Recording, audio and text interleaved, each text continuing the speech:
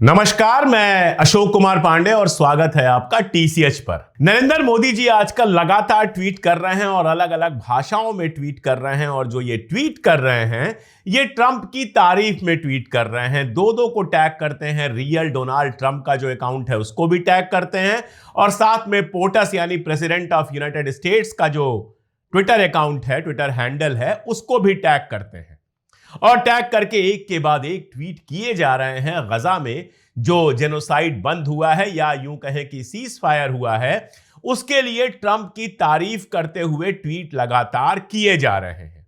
वैसे तो दुनिया भर में इस तरह के ट्वीट हो रहे हैं, लेकिन एक प्रधानमंत्री द्वारा इस तरह से टैग कर करके एक के बाद एक ट्वीट करना, पहले कई भाषाओं में ट्वीट करना, हिब्रू में ट्वीट कर दिया, अरेबिक में ट्वीट कर दिया, अंग्रेजी में ट्वीट कर दिया और भी चलता तो शायद 4-5 भाषाओं में ट्वीट कर देते। लगातार ये जो ट्वीट कर रहे हैं मोदी जी, ये आखिर क्यों कर रहे हैं?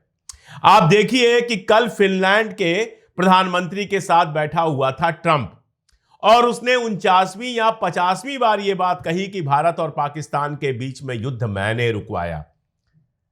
टैरिफ तो वो एक के बाद एक लगाता ही जा रहा है। अभी किसी टैरिफ के वापस लेने की कोई बात नहीं हुई है, लेकिन मोदी जी तारीफ पे तारीफ, तारीफ पे तारीफ, तारीख पे तारीख नहीं कह रहा, तारीफ पे तारीफ किए जा रहे हैं। आखिर मोदी जी ट्रंप की इतनी तारीफ क्यों कर रहे हैं? कोई किसी की इतनी तारीफ क्यों करता है? आमतौर पे दफ्तरों में हम देखते हैं कि जो बॉस होते हैं उनकी चमचागिरी करने के लिए जो उनके अंडर में कर्मचारी होते हैं वो तारीफ करते हैं, या फिर हम देखते हैं कोई नेता होता है, उसके आगे पीछे घूमने वाले जो लଗୁए भगुए होते हैं वो इस तरह की तारीफ करते हैं। मोदी जी तो कोई ट्रंप के अंडर में काम करते नहीं। मोदी जी का बॉस तो ट्रंप है नहीं। ट्रंप अगर अमेरिका का राष्ट्रपति है तो मोदी जी भारत के तीसरी बार प्रधानमंत्री बने हैं। तो फिर आखिर ट्रंप की इतनी तारीफ का क्या मतलब है? जरा सा इसको समझिएगा कि गजा में सीज फायर के बाद इस तरह की तारीफों का दौर क्यों चल रहा है, जिसमें हमारे मोदी जी भी पार्टिसिपेट कर रहे हैं। दरअसल ट्रंप को चाहिए नोबेल पीस प्राइज। दिन रात हिंसा की बात करने वाला, दिन रात हथियारों की बात करने वाला, सारी दुनिया को परेशान रखने वाला ट्रंप चाहता है नोबेल पीस प्राइज। जैसे हमारे यहां जो मोदी जी हैं वो नेहरू के बराबर बनना चाहते हैं, वैसे ही ट्रंप भी अमेरिका के इतिहास में जो महानतम राष्ट्रपति हुए हैं उनके टक्कर का दिखना चाहता है कि मैं अमेरिका के इतिहास का महानतम प्रधानमंत्री हूं। हकीकत यह है कि वो चाहे कुछ भी कर ले, अमेरिका के इतिहास के सबसे बड़े जोकर राष्ट्रपति के रूप में डोनाल्ड ट्रंप को लगातार याद किया जाएगा। आज भी कहा जाता है, आज के 50 साल बाद भी कहा जाएगा। लेकिन जोकर है तो क्या हुआ, ताकत तो है। अरबपति खरबपति तो वो वैसे ही है, बड़ा बिजनेसमैन है और अब उसको चाहिए नोबेल पीस प्राइज। अब वो लगातार चीख रहा है भारत और पाकिस्तान के बीच में मैंने जंग रुकवा दी। पाकिस्तान तो इसको तस्लीम भी कर चुका है। पाकिस्तान के चाहे वो प्रधानमंत्री हो, चाहे पाकिस्तान का सेना प्रमुख आसिम मुनीर हो, ये लोग तो बिल्कुल इस बात को तस्लीम कर चुके हैं और उसके लिए नोबेल प्राइज मांग चुके हैं। अब नरेंद्र मोदी जी की दिक्कत है कि डायरेक्टली इसको तस्लीम नहीं कर सकते, वरना यहां जो हिंदू मुस्लिम की राजनीति करते हैं उसमें अगर देश की जनता को यह बताएंगे कि भाई हमारी सेना जीत रही थी लेकिन ट्रंप का फोन आया और हमने जंग रोक दी, तो यहां पर थोड़ी दिक्कत हो जाएगी। जो ऑपरेशन सिंदूर को लेकर वोट मांगने का खेल चल रहा है वो जरा सा रुक जाएगा। हिंदू मुसलमान का खेल करना थोड़ा मुश्किल हो जाएगा। तो डायरेक्टली हमारे नरेंद्र मोदी जी जो हैं वो ट्रंप को थैंक यू नहीं बोल सकते युद्ध रुकवाने के लिए। तो ट्रंप के पास जो दूसरा ट्रंप कार्ड है अपने नोबेल प्राइज के लिए वो है गजा के अंदर जो सीज फायर उसने करवाया है वो।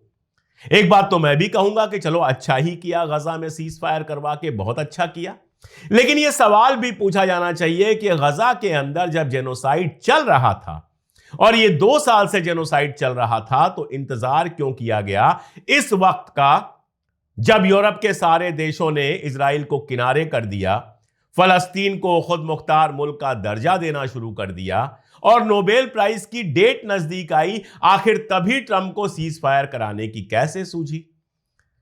गजा में जो हजारों लोग मरे हैं और अमेरिकी हथियारों से मरे हैं वो हथियार क्या आसमान से आए थे? वो हथियार तो ट्रंप ही भेज रहा था। पहले बाइडेन भेज रहा था, उसके बाद ट्रंप भेज रहा था। कल तक वो कह रहा था गजा को खाली करवा देंगे, वहां रिविएरा बनवा देंगे, फला कर देंगे, ढिमका कर देंगे। तब तो मोदी जी ने एक बार नहीं कहा कि भाई शांति चाहिए, शांति चाहिए। आप कैसे गजा के लाखों लोगों को दर बदर करके वहां पर रिविएरा बना सकते हो? जब दुनिया भर में बहस चल रही थी कि गजा के अंदर जेनोसाइड चल रहा है, तब तो मोदी जी बिल्कुल खामोश रहे। एक बार उन्होंने ये नहीं कहा कि इजराइल जो गजा के अंदर कर रहा है वो गलत है। जरा सोच के देखिए, इंग्लैंड जैसा देश, फ्रांस जैसा देश, यहां तक कि जर्मनी जैसा देश जिसने कहा कि लिमिट्स क्रॉस हो गई हैं, ऑस्ट्रेलिया जैसा देश, कनाडा जैसा देश। मैं क्यों जैसा जैसा कह के कह रहा हूं? क्योंकि ये वो देश हैं जिन्होंने इजराइल की हर हाल में मदद की है, हथियार भेजा है, पैसा भेजा है, इंटरनेशनल फोरम पर सपोर्ट दिया है, और ये इजराइल के हमेशा करीबी रहे हैं। लेकिन ये मुल्क भी कहते हैं आगे आकर कि अब बस बहुत हो गया जो तुम कर रहे हो। जेनोसाइड का नाम नहीं लेते हैं, लेकिन यह कहते हैं कि इजराइल ने लिमिट क्रॉस कर दी है। कोई कहता है कि इजराइल अब काबू से बाहर हो गया है, कोई कहता है कि गजा में जो हो रहा है वो बर्दाश्त नहीं किया जा सकता। और फाइनली ये लोग या तो रिकॉग्नाइज करते हैं या कुछ करते हैं। हमारे मोदी जी को देखिए, इस पूरे टाइम में मौन मोदी सिंह बने रहे। मैं मौन मोदी सिंह क्यों कह रहा हूं? क्योंकि मनमोहन सिंह जी को ये लोग मौन मोहन सिंह कहते थे। मनमोहन सिंह जो देश की हर समस्या और इंटरनेशनल समस्या पर भी खुलकर बोलते थे, फालतू की बकवास नहीं करते थे, हर चुनाव में 50 रैलियां नहीं संबोधित करते थे, मंगलसूत्र चुरा लेंगे, एक भैंस चुरा लेंगे, ये सब घटिया बातें नहीं करते थे, लेकिन प्रेस कॉन्फ्रेंस करते थे।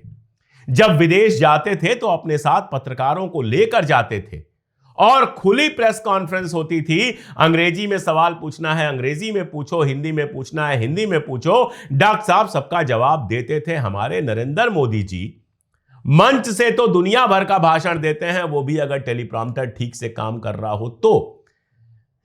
लेकिन दुनिया के उन मुद्दों पर और देश के उन मुद्दों पर खामोश हो जाते हैं जिन पर उनको बोलना चाहिए। छोड़ दीजिए गजा को, वो तो फिर भी विदेश का मामला है। एक आईपीएस की हत्या हुई है दिल्ली से थोड़ी ही दूर। हत्या मैं क्यों कह रहा हूं? उन्होंने आत्महत्या जरूर की है, लेकिन उसको हत्या मैं क्यों कह रहा हूं? क्योंकि अब उनकी पत्नी भी कह रही हैं और उनके पत्र जो सामने आए हैं उससे समझ में आ रहा है कि दलित जाति का होने के चलते उनका उत्पीड़न हो रहा था।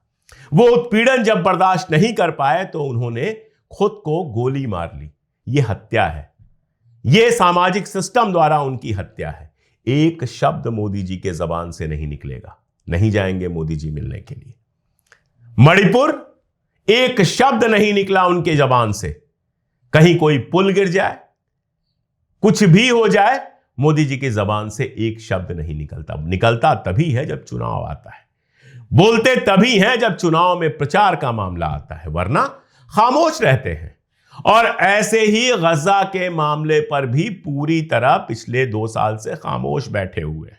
लेकिन जो ही ट्रंप ने सीज फायर कराया, हमारे मोदी जी एकदम वोकल हो गए, बोलने लगे, लगातार बोल रहे हैं। एक ट्वीट, 2 ट्वीट, चलो एक ट्वीट आया होता हम मान लेते कि स्वागत करना है, शांति का स्वागत करना है, फॉर्मेलिटी निभा दी उन्होंने। लेकिन एक ट्वीट, दूसरा ट्वीट, तीसरा ट्वीट, धनाधन ट्वीट आ रहे हैं। ये क्या है? बेसिकली ये ट्रंप का इंडोर्समेंट है कि हां भाई, हम भी इनडायरेक्टली कह रहे हैं कि ट्रंप को दे दो नोबेल पीस प्राइज। अब यहीं पर फंसता है मामला। आपके लिए जरा सोचिए, एक तरफ स्वदेशी की बात करके लोगों को बहकाया जा रहा है, जोहो मेल कहा जा रहा है कि जोहो मेल को आप अपनाइए। अब जोहो मेल बनाने वाले जो मालिक हैं वो पहले ही डोभाल साहब की एडवाइजरी कमेटी में शामिल किए जा चुके हैं। जोहो मेल बहुत अच्छी बात है, आप अपना लीजिए, हो सकता है मैं भी अपना लूं, लेकिन इस बात का भरोसा कैसे किया जाए कि हमारा डेटा जोहो के पास सुरक्षित रहेगा? इस बात की गारंटी जोहो दिलवा दे, सब अपना लेंगे। लेकिन क्या केवल जोहो अपनाने से नेशनल हो जाएगा, लोकल हो जाएगा, लोकल फॉर ग्लोबल हो जाएगा और स्वदेशी हो जाएगा? जिस लैपटॉप पर जोहो से लॉगिन करेंगे वो विदेश का बना हुआ होगा। हाथ में जो घड़ी पहनेंगे वो विदेश की बनी हुई होगी, जिस कार में मोदी जी चलते हैं वो विदेश की बनी हुई है, और जो कपड़े पहनते हैं, जो घड़ी पहनते हैं, चश्मा पहनते हैं, वो सब विदेश का बना हुआ है। जो मोबाइल हाथ में लेकर चलते हैं वो विदेशी कंपनी का है। तो फिर जोहो अपनाने से कौन सा स्वदेशी हो जाएगा? यह बात मैंने सिर्फ इसलिए कही क्योंकि एक तरफ तो आप ट्रंप के मुकाबले के लिए स्वदेशी की बात करते हैं कि टैरिफ लगा दिया, कोई बात नहीं, अब हम स्वदेशी चीजें अपनाएंगे। दूसरी तरफ उसी ट्रंप को लगातार नोबेल पीस प्राइज दिलाने के लिए आप ट्वीट पे ट्वीट किए जाते हैं। यह धंधा क्या कहलाता है भाई? देखिए, कुछ चीजें आपको बहुत कायदे से समझनी पड़ेंगी।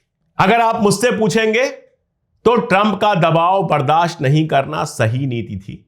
पलट के कुछ जवाब भी देना चाहिए था और अल्टरनेटिव मार्केट भी तलाश करना चाहिए था, लेकिन यह काम तभी किया जा सकता था जब आपका स्वार्थ ना हो, जब आप देश का स्वार्थ देखें। लेकिन अभी देखिए, इतनी सारी चीजें ट्रंप के साथ फंसी हुई हैं, चाहे वो अडानी का लीगल केस हो, चाहे और भी बहुत सारा मामला हो। हम लोग बात करते ही रहते हैं कि दिखावा भले किया जा रहा है कि भारत ट्रंप के सामने तना हुआ है, अंदर अंदर झुकने की पूरी तैयारी है। दरअसल ट्रंप अगर इतना बड़बोला नहीं होता, ट्रंप ने अगर इतना अपमान नहीं कर दिया होता जिसको झेलना थोड़ा मुश्किल था, जिससे इंडिया के अंदर उनका जो वोट बैंक जो ये समझता है कि दुनिया में डंका बजता है, वो आहत हो सकता था, तो तभी झुकने की पूरी तैयारी हो गई थी। लेकिन आप जानते हैं, जोकर ट्रंप कुछ ज्यादा ही बड़बोला है। लगातार वो दबाव बनाता गया। ऐसा उसने माहौल बना दिया और उसके आसपास जो बैठे हुए लोग थे उन्होंने ऐसा माहौल बना दिया कि उस समय अगर उसकी शर्तें मान ली जाती तो एकदम दिख जाता कि मोदी जी और उनकी सरकार उसके सामने किस कदर झुके हुए हैं, और ऐसा देश के अंदर गलत संदेश देता। तो उस समय तो मजबूरी में सही तन गए, थोड़ा सा दिख गया कि तन गए, भाई लगा दो टैरिफ, हम नहीं झुकेंगे, रशिया से तेल खरीदते रहेंगे। हालांकि रशिया से तेल खरीदने का भारत के आम नागरिक को कोई फायदा नहीं मिलता, लेकिन अंदर अंदर पूरी तैयारी ट्रंप को खुश रखने की है। जिस ट्रंप को माय फ्रेंड कह कह के माहौल बनाया गया कि पूरी दुनिया में हमारा डंका बजता है, आप ही बताइए कि उस ट्रंप को दुश्मन कैसे बना लेंगे। कल शाम को नेतन्याहू को फोन भी हो गया। जब सारी दुनिया में नेतन्याहू अकेला पड़ा हुआ है तो दोस्ती निभा रहे हैं मोदी जी। ट्रंप, नेतन्याहू और मोदी जी ये चाहते हैं इस तरह का कोई ट्रायंगल बन जाए और हम भी अमेरिका के उतने ही करीबी हो जाएं। लेकिन ट्रंप ने कम से कम ये दिखा दिया कि वो आपको क्या समझता है। अब उसके बाद चारा क्या है? चारा यही है कि ट्रंप को खुश किया जाए, जितना खुश किया जा सकता है उतना खुश किया जाए। तो अगर वो हैप्पी बर्थडे बोल देता है तो आप पगला जाते हैं। उसके बाद क्या होता है साहब? गजा में सीज फायर होता है। आप लगातार एक के बाद एक ट्वीट करके उसको दिखाना चाहते हैं कि देखो हम तुम्हारे कितने अपने हैं, हम भी इनडायरेक्टली तुम्हारे लिए नोबेल पीस प्राइज मांग रहे हैं।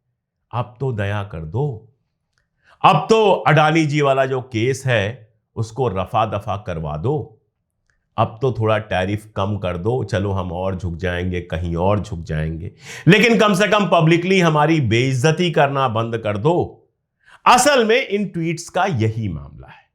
और पिछले साल भर में डंके की आवाज इतनी कर्कश हो गई है, डंका इतनी जगह इतने तरीके से फूटा है कि अब तो शायद भक्त भी उतना चिल्ला चिल्ला कर नहीं कहेंगे कि दुनिया में डंका बज रहा है। आप सोचिए, गजा में पूरा पीस प्रोसेस चलता है, यूएन में बहस होती है गजा को लेकर, मोदी जी जाते तक नहीं है।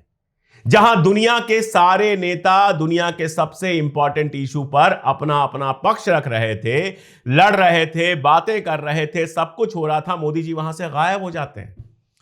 तो जिसके बारे में दावा किया जाता है कि उससे पूछे बिना दुनिया में कुछ होता नहीं है, वो वहां जाने की हिम्मत नहीं कर पाता है जहां दुनिया के कुछ सबसे इंपॉर्टेंट फैसलों में से एक होना था। क्यों? क्योंकि आप स्टैंड नहीं ले सकते। आप वहां नेतन्याहू के साथ खड़े होंगे तो इंटरनेशनल बेइज्जती होगी, और अगर वहां नेतन्याहू के खिलाफ आप फलस्तीन के पक्ष में बोलते हुए दिख जाएंगे तो यहां जो आपका भक्त संप्रदाय है, जो गजा के बच्चों के मरने पर खुशी मना रहा था, जिसने भारत की इमेज का सत्यानाश करके रख दिया है, वो नाराज हो जाता। आखिर वोट तो आपको उसी से मिलना है। तो ये क्लियर हो गया कि गजा के मामले में भारत का, छोड़ दीजिए भारत कहते हुए तो खैर बुरा लगता है, हमारा देश है, लेकिन नरेंद्र मोदी जी का कोई रोल नहीं था जो कुछ मिडिल ईस्ट में या गजा में हो रहा है। ऐसे ही यूक्रेन और रशिया में जो कुछ चल रहा है वहां पर भी मोदी जी का कहीं कोई रोल नहीं है। थोड़ी सी दोस्ती यूक्रेन से निभा देते हैं, थोड़ी सी दोस्ती रशिया से निभा देते हैं। उनको लगता है कि गले मिलते हुए फोटो आ जाएगी तो सब बढ़िया हो जाएगा। आप देखिए, मजेदार बात देखिए, 5 साल पुरानी बात है, 4-5 साल पुरानी बात है। यूपी में तालिबानों का समर्थन करने के लिए कई लोगों की गिरफ्तारी हुई थी और विधानसभा के अंदर योगी आदित्यनाथ जो हैं वो तालिबानों के समर्थन पर दुनिया भर की टिप्पणी करते नजर आ रहे थे कि देखो तालिबान अपने महिलाओं के साथ क्या व्यवहार करता है और कैसे लोग उसका समर्थन कर सकते हैं। मतलब उसको अपराध बना दिया गया था। और आज क्या है? आज तालिबान का विदेश मंत्री भारत आ रहा है, और सिर्फ भारत नहीं आ रहा है, वो देवबंद भी जाएगा और आगरा भी जाएगा, और वही उत्तर प्रदेश की योगी आदित्यनाथ सरकार उसको राजकीय सुविधाएं देगी, रेस्ट हाउस में ठहराएगी, उसके आगे पीछे सरकारी गाड़ियां चलेंगी, सिक्योरिटी दी जाएगी, सब कुछ होगा। ये तो इनकी नीति है और ये है इंटरनेशनल समझ। देश के अंदर वोट के लिए मुसलमानों से नफरत कैसे भी फैलाते जाना है, देश के अंदर वोट के लिए फर्जी राष्ट्रवाद फैलाना है और बताना है कि हम दुनिया में सबसे ताकतवर हैं, और इंटरनेशनल मामले में आपकी कहीं कोई नहीं चलती है।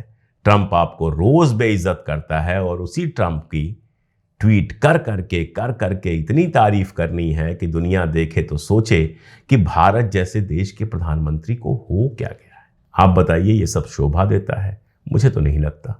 आज के लिए इतना ही, बहुत शुक्रिया।